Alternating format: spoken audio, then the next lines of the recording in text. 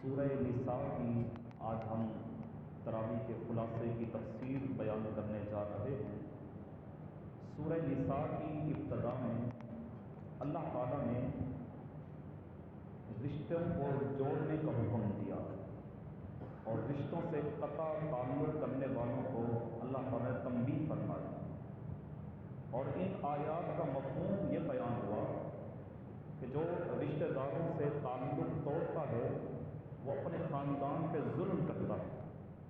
تو حضور صلی اللہ علیہ وسلم کی حدیث مبارکہ بھی ہے کہ اگر تمہیں کسی کے پاس صلح کے لیے جانا پڑے رشتہ داروں کے پاس، تو بعض دفعہ ہم یہ سمجھتے ہیں کہ اگر ہم کسی کے پاس چل کر جائیں گے تو یار معاشرہ کیا کہے گا، ہماری عزت میں کمی ہو جائے گی۔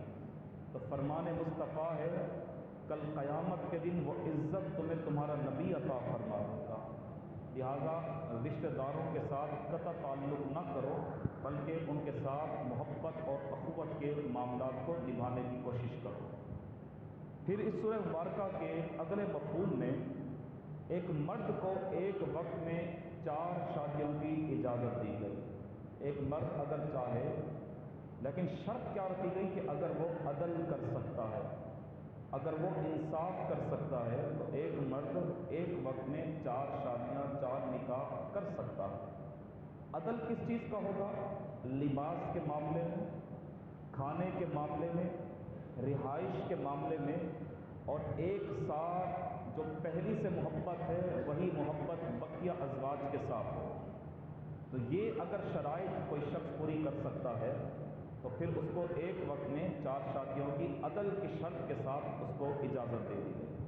فَإِنْ خِفْتُمْ أَلَّا تَعْدِلُوا فَوَاحِدَةً، اور اگر تمہیں یہ خوف ہو کہ تم ان میں عدل نہ کر سکو گے، تمہارے پاس اتنی انکم نہیں ہے کہ تم ایک وقت میں مہنگائی کے دور میں 2-3 شادیاں کرو، تو ایک کو چھوڑ دو، اس کا کوئی ولی وارث نہ ہو، تو یہ گناہ ہے، یہ ظلم ہو جائے گا۔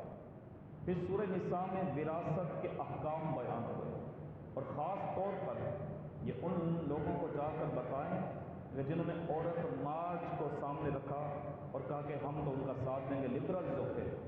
سورہ نساء کی اگر آپ ابتدائی رکوع کو دیکھیں، پہلے اور دوسرے رکوع کو، ایک چیز کا اتنا زبردست حکم دیا گیا کہ جن بدبخت عورتوں نے کہا تھا کہ اسلام نے ہمیں کوئی حقوق نہیں دیے، دیکھیے اللہ تعالیٰ وراثت کے احکام بیان کر کے کیا فرما رہا ہے کہ بچیوں کو، لڑکیوں کو بھی ان کی وراثت میں سے حصہ دینا ہے۔ پہلے کیا ہوتا تھا کہ لڑکیوں کو نہیں دیا جاتا تھا یا کم دیا جاتا تھا، یا آج کی اگر معاشرے کی بات کریں تو بعض نوجوان یہ کہتے ہیں کہ والد کا انتقال ہوا، ہم نے تو جی بہنوں کی شادی کر دی تھی، ہم نے تو جہیز دے دیا تھا، ان کی شادی میں کھانا کر دیا تھا، اب ہم ان کو وراثت میں سے حصہ کہاں سے دیں؟ تو یہ ناجائز ہے، ظلم ہو جائے گا۔ اللہ تعالیٰ نے اپنے محبوب کی امت پہ دیکھیں کیسا کرم فرمایا نہیں، جو وراثت کی تقسیم ہے، مرد کے لیے جتنا حصہ مقرر کیا گیا مرد کو دیا جائے گا، عورت کے لیے جتنا حصہ مقرر کیا گیا وہ عورت کو دیا جائے گا۔ نہ دینے والے ظالمین کہلائیں گے، اور نہ دینے والوں کو اللہ تعالیٰ فرمائے ہم دردناک عذاب دیں، یاد رکھیے گا۔ پھر سورہ نساء میں توبہ کے قبول ہونے کی صورتوں کو بیان کیا گیا کہ توبہ کس صورت میں قبول ہو سکتی ہے۔ فرمایا ازالہ کرو۔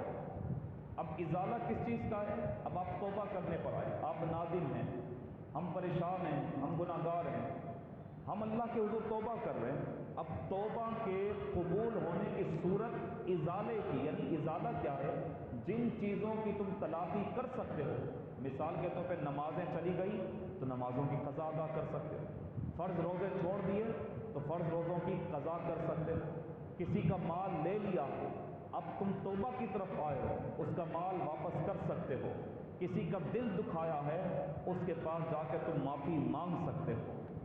یہ وہ ازالے ہیں قرآن کی روح سے، یہ وہ کیفیتیں ہیں کہ جب انسان اللہ کے حضور یہ ازالہ پیش کرے گا کہ مولا پہلے غفلت میں تھا، اب نماز یہ جو فرائض والی یہ بھی ادا کروں گا، جو قضا ہو گئی وہ بھی ادا کروں گا، روزے بھی رکھوں گا، جس کا مال ہتھیار لیا تھا اس کا مال واپس جا کے کروں گا، جس کو تکلیف پہنچائی تھی زبان سے یا ہاتھ سے اس سے جا کے معافی مانگوں گا۔ یہ وہ صورتیں ہیں جس کو سورہ نساء میں بیان کیا گیا۔ ان صورتوں پر آ کر اگر کوئی ازالے کی کیفیت بیان کر کے اپنی ذات میں ان کیفیتوں کو سجا کر اللہ کے حضور توبہ پیش کرے تو فرمان ہوا کہ ہم ایسے لوگوں کی توبہ کو جلدی قبول فرما لیتے ہیں۔ پھر گھروں کو امن کا گہوارہ کیسے بنانا؟ دیکھیں ہمارے اسلام نے، ہمارے دین نے کتنے خوبصورت احکامات بیان فرمائے تاکہ کوئی گھر ٹوٹے نہیں، کسی گھر میں لڑائی نہ ہو، کسی کے گھر میں جھگڑا فساد نہ ہو۔ تو گھروں کا امن کیسے برقرار رہ سکتا ہے؟ پہلے مردوں سے کہا کہ اگر تمہیں عورتوں کی کوئی بات ناپسند ہو تو ان کی جو اچھی بات ہے اس کو سامنے رکھ لو، اس ناپسند بات کو جس کو تم ناپسند کر رہے ہو سکتا ہے اس میں اللہ تعالیٰ نے تمہارے لیے بھلائی اور خیر کا معاملہ رکھا ہو۔ اب ہمارے ہاں رزق کی کمی کیوں ہو جاتی ہے؟ اس کی سب سے بڑی وجہ کہ کسی کا منہ مشرق ہے، کسی کا منہ مغرب ہے، بھائی بھائی آپس میں بات نہیں کرتے، بہنیں آپس میں لڑ پڑی ہے، ماں باپ آپس میں لڑ پڑے۔ یہ کیسا معاشرہ، یہ کیسا گھر ہے جس گھر میں سکون نہ ہو، جس گھر میں اطمینان نہ ہو؟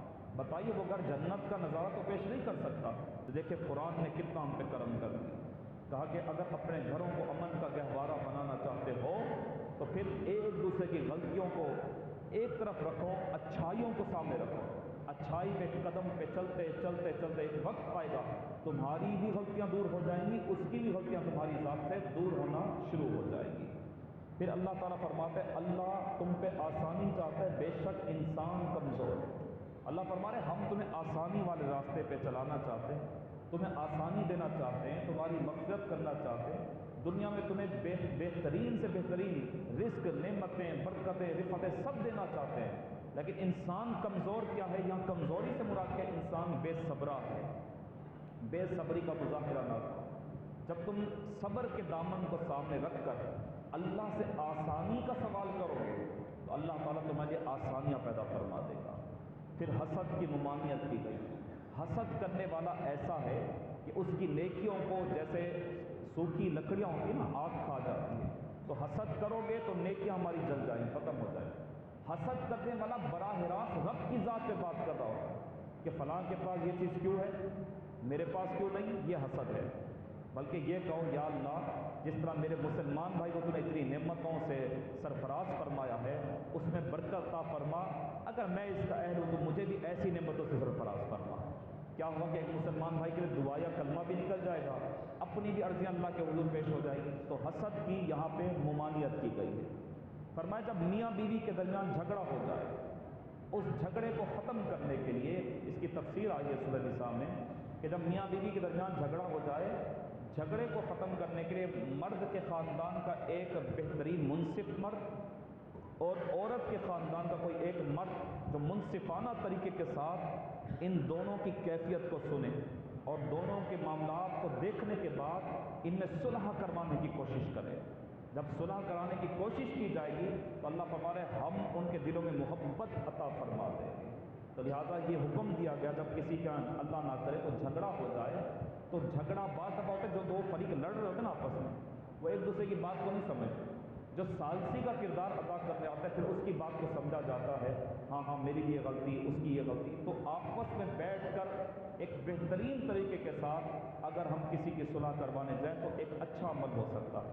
اچھا بڑا خوبصورت کلام ہوا وَلَوْ أَنَّهُمْ إِذ ظَّلَمُوا أَنفُسَهُمْ جَاءُوكَ کہ جب تم کثرت گناہ کی وجہ سے اپنی جانوں پہ ظلم کر لو، فَاسْتَغْفِرُوا اللَّهَ وَاسْتَغْفَرَ لَهُمُ الرَّسُولُ پھر تم اللہ سے معافی مانگنا چاہو، پھر تم میرے محبوب کے در پر جانا، میرے محبوب کی ذات کا وسیلہ، میرے محبوب کی ذات کو تم یہ استغاثے پیش کرنا تو لَوَجَدُوا اللَّهَ تَوَّابًا رَحِيمًا اگر میرے محبوب کے لب ہل گئے پھر میں تمہارے گناہوں کو نہیں دیکھوں گا، تواب الرحیمہ پھر تم رب کو توبہ قبول کرنے والا رحمان اور رحیم پالو گے۔ پتہ چلا مصطفیٰ کی ذات ایسی ہے، ایسی اعلیٰ اور عمدہ میرے محبوب کی ذات ہے کہ کوئی محبوب کا نام لے اور عرضیاں پیش کرے تو خلاق کے لم یزل محبوب کے نام کی برکت سے سامنے والے کے گناہوں کو معاف فرما دیتا ہے۔ فلا وربک لا یؤمنون حتی یحکموک فیما شجر بینہم میرے محبوب ان سے کہہ دو جب تک یہ اپنے ہر معاملے میں آپ کو حاکم نہیں مانتے، حاکم وہ جس کا حکم چلے، خام خواہ کا حاکم نہیں، میرے محبوب اپنے ہر معاملے میں اگر یہ آپ کو حاکم مانے تو پھر یہ ایمان والے ہیں، اب حاکم سے کیا مراد؟ جو محبوب کبریا نے اپنی امت سے سوال کیا یا جو چاہا اس محبوب کی چاہت کے مطابق اگر ہماری زندگیوں کا عمل اور ہماری زندگیوں کا معاملہ چل رہا ہے تب تو ٹھیک ہے، وگرنہ پھر سوچنا پڑے گا۔ تو اپنے ہر معاملے میں، چاہے وہ دنیا کے ساتھ ہے، کسی بھی چیز کے ساتھ ہے، تعلیم کے ساتھ ہے، کاروبار کے ساتھ ہے، ہم نے حاکم مصطفیٰ کو ماننا ہے، اور حاکم نے جو کہہ دیا سو کہہ دیا، پھر اس پہ عمل کرنا ہے۔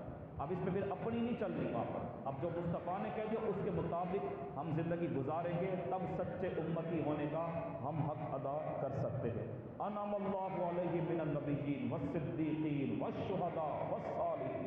دیکھو اللہ نے کتنا انعام کیا، اپنے نبیوں پر انعام کیا، صدیقین پر انعام ہے، شہداء پر انعام ہے، صالحین پر انعام ہے۔ تو کہا جب تم سورہ فاتحہ پڑھا کرو اس پہ بھی تو دعا ہے نا، یا اللہ میں ان لوگوں کے راستے پر چلا جن پر تیرا انعام ہے، اور انعام پروردگار کا کس پر ہے؟ اپنے نبیوں پر ہے، صدیقین پر ہے، شہداء پر ہے، صالحین پر ہے۔ جب ان ہستیوں کا نام ہم لیں گے نا، یا اللہ ہمیں ان لوگوں کے ساتھ رکھنا اور ان کی ادائیں سیکھنے کی کوشش کرو۔ صدیقین کیا کرتے تھے، صالحین کیا کرتے تھے، شہداء جنہوں نے شہادت کے عظیم مرتبے پر جان دے کر جو لوگ فائز ہو گئے، تو انہی لوگوں پر اللہ کا انعام ہے۔ اور پھر خلاصہ کلام یہ ہے کہ اللہ تعالیٰ تو اپنے ہر مخلوق کے ہر بندے سے پیار بھی کرتا ہے، آسانی بھی دینا چاہتا ہے۔ آئیے ہم آسانی رب سے لیتے ہیں، اس نے آسانیاں دی ہیں، اسی کی بارگاہ میں پھر گر گڑاتا ہے، یا رب ہم خطا کار ہیں، کمزور ہیں، اب تو ہی ایسا کرم فرما، ایسا کرم فرما گناہوں سے بھی ہم باز آ جائیں، اور جو گناہ ہو گئے اس کی توبہ ازالے والی ہم اگر کر سکتے تو یہ ہمت و توفیق ہمیں عطا فرما دے۔ اللہ کریم ہم سب کی حاضری کو مقبول اور منظور فرمائے۔